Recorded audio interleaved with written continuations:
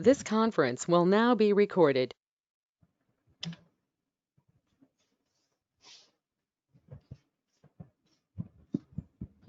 Good morning.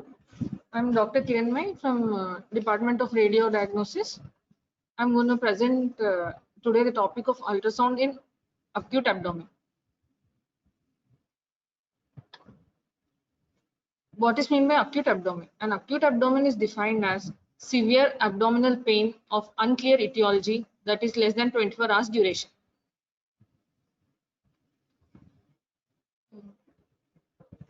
It includes many differential diagnoses. It can be categorized according to the quadrant from which the patient complains pain. Those from the right upper quadrant generally include gallstone pain and gallbladder related diseases. And those from the right lower quadrant include appendicitis, obstruction of the cecum, ectopic pregnancy, or ovarian cyst. Those from the left lower quadrant include diverticulitis, ulcerative colitis, ectopic pregnancy. And those from the left upper quadrant include small bowel obstruction, gastroenteritis. And those from the epigastrium include peptic ulcer pain, perforation of the ulcer, and pancreatitis. From around the umbilicus, pain, when patient complains pain around the umbilicus, it could be early stage of appendicitis or any gastroenteritis. Those from the suprapubic area, the causes may include cystitis, urinary retention, and testicular torsion in case of male patients.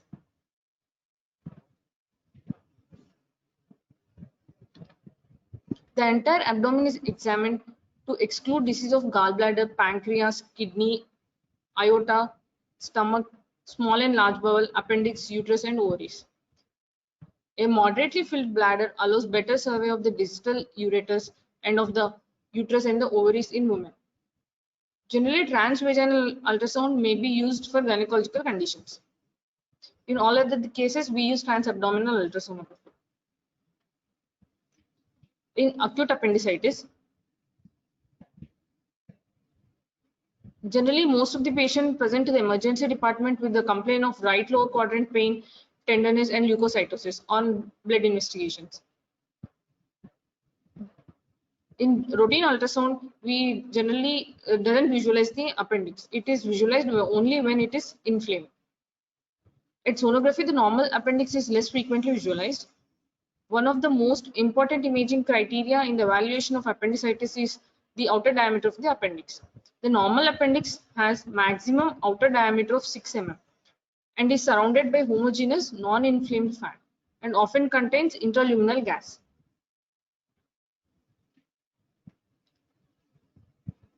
Generally, inflamed appendix appears as a blind-ended, non-compressible aperistaltic tube arising from the base of the cecum with a diameter greater than 6 mm.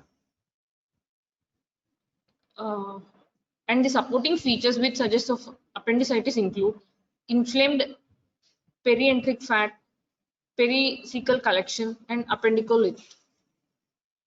This is an ultrasound image showing the enlarged appendix with hyperechoic surrounding fat, inflamed fat in the longitudinal section, and this is the axial section of the enlarged appendix.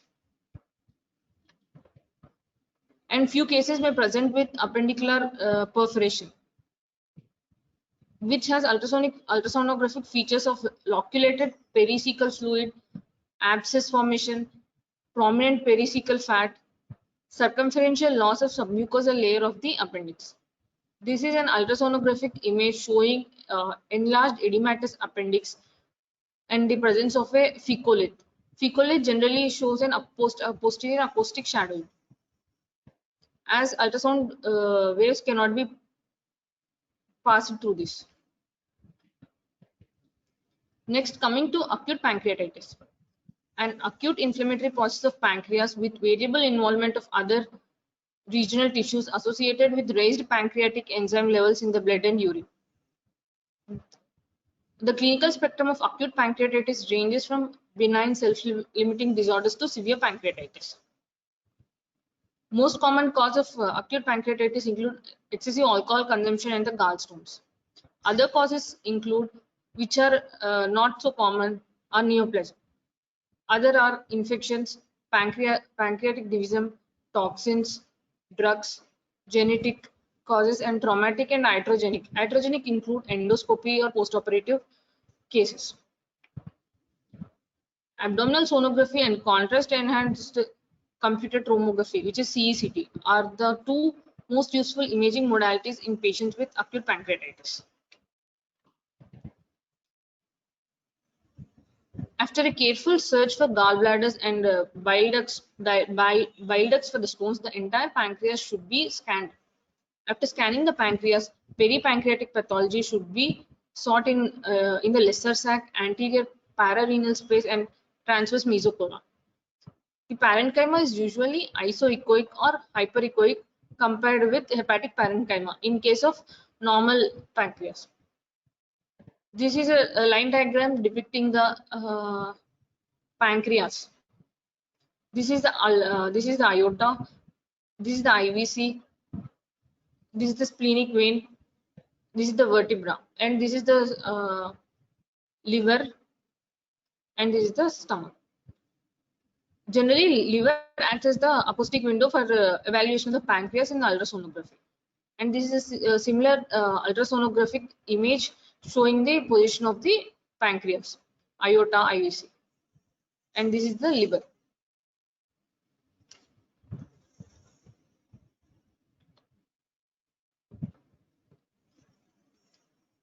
Acute cholecystitis. It is nothing but gallstones. Acute cholecystitis most commonly caused by gallstones. Impaction of the stones in the cystic duct or the gallbladder neck results in obstruction with luminal distension, ischemia, superinfection, and eventually necrosis of the gallbladder. Clinically, patient presents with prolonged, constant right upper quadrant or epigastric pain associated with right upper quadrant tenderness. Clinical presentation include fever. On blood investigation, we find leukocytosis and increased serum alkaline phosphatase, and bilirubin levels may be present. Generally, patient presents with right upper quadrant or epigastric pain, and this is the line diagram showing the gallbladder with the gallstones, gallstone in the cystic duct, and the common bile duct.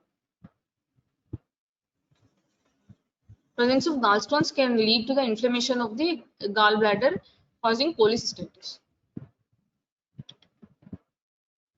Coming to ultrasonographic features of gallstones.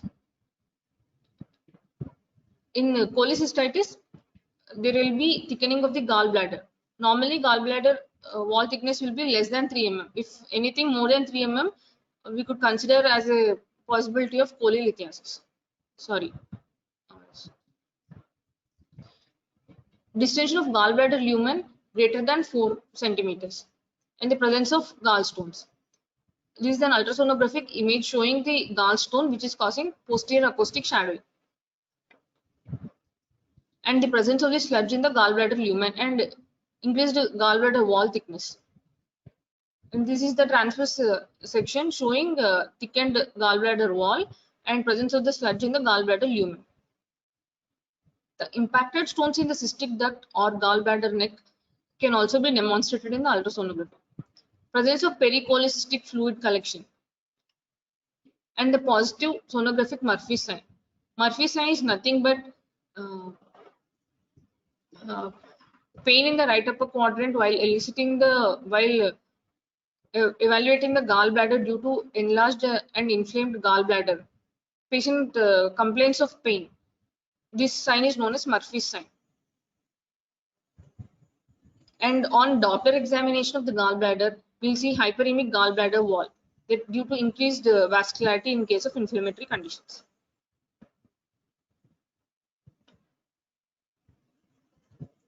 Bowel obstruction. Intestinal obstruction is a common cause of acute abdominal pain. Sonography in patients with suspected mechanical bowel obstruction is usually not helpful because adhesions, the most common cause of intestinal obstruction, are not visible on sonography. Also, the presence of abundant gas in the intestinal tract, characteristic of most patients with obstruction, frequently produces sonography of non-diagnostic quality. However, in minority of patients with mechanical bowel obstruction who do not have significant gaseous distension, sonography may be helpful. Diagnosis of bowel obstruction is usually made on the basis of clinical picture confirmed by plain radiography of abdomen as the initial investigation. Point of care ultrasound can answer specific questions related to intestinal obstruction like cause and location of the obstruction that assist the acute care physicians in critical decision making. The peritoneal cavity is screened for bowel pathologies with 5 to 6 vertically oriented overlapping lines using a broad-based high frequency probe. This is referred to as moving in the lawn. This form of screening is facilitated by the use of thin liquid ultrasound gel. This is an image showing the pattern of bowel evaluation during ultrasonographic examination. Sonographic study should include gastrointestinal tract caliber from stomach to the rectum, contents of any dilated loops to be evaluated, peristaltic activity within the dilated loop, and site of obstruction. Mechanical bowel obstruction is characterized by dilatation of gastrointestinal tract proximal to the site of luminal occlusion, accumulation of large quantities of fluid and gas, hyperperistalsis as the gut attempts to pass the luminal contents beyond the obstruction. Generally, we can demonstrate peristaltic movements in intestine. In case of intestinal obstruction, there will be hyperperistaltic movements. This is an ultrasonographic image showing enlarged small bowel lumen.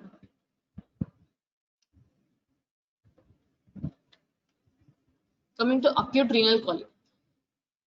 This is the most common clinical presentation in emergency department. Patient complaining of flank pain. Clinical presentation include acute flank pain and abdomen pain with hematuria, or relatively common presenting complaints in emergency department. The structural impediment to the flow of the urine is termed obstructive uropathy. When obstruction develops suddenly, then it results in renal colic. The most common cause in kidney stone diagnosis, the most common cause is kidney stone dislodged into the ureters. Urine flow is blocked by the ureter, leading to backup and dilatation of pelvic calyceal system termed as hydronephrosis. This is the line diagram showing normal kidney, pelvic calyceal system, renal pelvis, ureters, and the bladder. And in left kidney, there is a dislodged renal calicula into the ureters, leading to dilatation of proximal ureter, renal pelvis, and renal pelvic calyceal system, and associated thinning of renal cortex, which is termed together as hydronephrosis. The diagnosis of acute renal colic has three major components. One is the patient's clinical presentation. The other is the presence of blood on urine analysis. 89% of the patients with urolithiasis have few RBCs per high-power fuel urine examination. Diagnostic imaging, which may include intravenous pyelogram, CT scan, or ultrasound, can be done in case of evaluating renal colic. The goal of bedside renal ultrasonography is to answer a few basic questions. Is there hydronephrosis? If yes, is it unilateral or bilateral? Is there fluid around the kidney? Is the bladder distended? Are stones seen? Is the aorta normal? This is an ultrasonographic image showing dilatation of pelvic calyceal system and the proximal, and the renal pelvis. And this is a similar ultrasonographic image showing moderate hydronephrosis, moderate dilatation of pelvic calyceal system. And this is the ultrasonographic image of the kidney, and this is the liver. Kidney demonstrate renal colic, which is showing renal stone, showing posterior acoustic shadowing. This is the another renal imaging showing renal stone with post-acoustic shadowing. This is the renal cortex, and this is the renal pelvic axial system. And in this case, there is no hydronephrosis.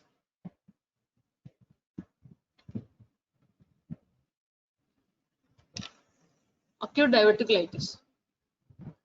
Diverticula of colon are usually acquired deformities and are found most frequently in Western urban population. Diverticula are usually multiple, and the most common location is sigmoid and descending colon. Acute diverticulitis and spastic diverticulosis may both be associated with the classic triad of presentation, which include left lower quadrant pain, fever, and leukocytosis. This is the line diagram showing large bowel. This is ascending colon, transverse colon, descending colon, and the sigmoid. And this is the outpoaching of the bowel lumen,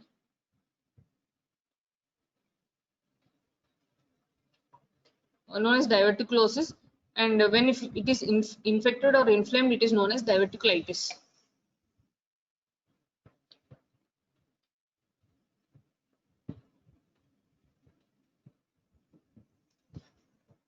Diverticula are characterized uh, as a bright bowel outpoaching, showing some degree of acoustic shadowing due to the presence of gas or inspissated fecal material. Echogenic and non-compressible fat suggest an inflammatory process of the surrounding fat. This is an image showing diverticula with surrounding inflamed fat, and the thickened bowel lumen can be seen.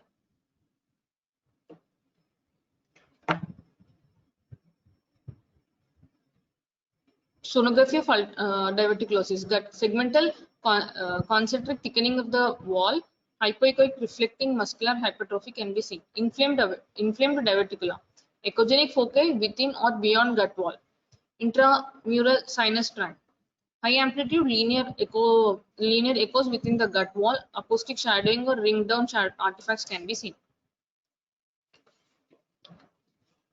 Ectopic pregnancy.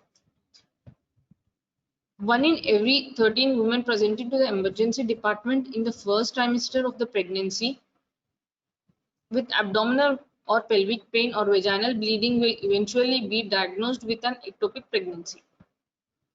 Because the history and physical examination are unreliable for the detection or excluding the presence of an ectopic pregnancy, ultrasound has become more than just an adjuvant diagnostic tool. This is an ultrasonographic image showing normal urinary bladder and the uterus. This is the fundus of the uterus and this is the cervix. The most definitive sonographic sign of ectopic pregnancy is the visualization of an extrauterine gestational sac containing a yolk sac, embryo, or the fetal heartbeat. This is an ultrasonographic image showing the extrauterine gestational sac. This is the normal uterus and this is the ectopic gestational sac visualized during ultrasonographic examination. Sonographic findings in ruptured ectopic pregnancy include inhomogeneous mass in the adnexa, free fluid in the Morrison's pouch or pouch of Douglas, empty gestational sac, and ring of fire appearance, which is nothing but mass in the adnexa surrounded by hypervascular flow on Doppler examination.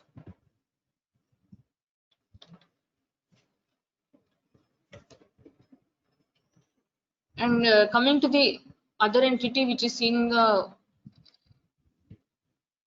ovaries are torsion of the ovary. Torsion of the ovary is an acute abdominal condition requiring prompt surgical intervention. It is caused by partial or complete rotation of the ovarian pedicle on its axis, which leads to congestion and edema of the ovary. This is the line diagram showing the ovary which has been torsion, which is rotated towards midline. Generally, patients present with clinical symptoms of severe pelvic pain, nausea, and vomiting, and sometimes there may be a palpable mass.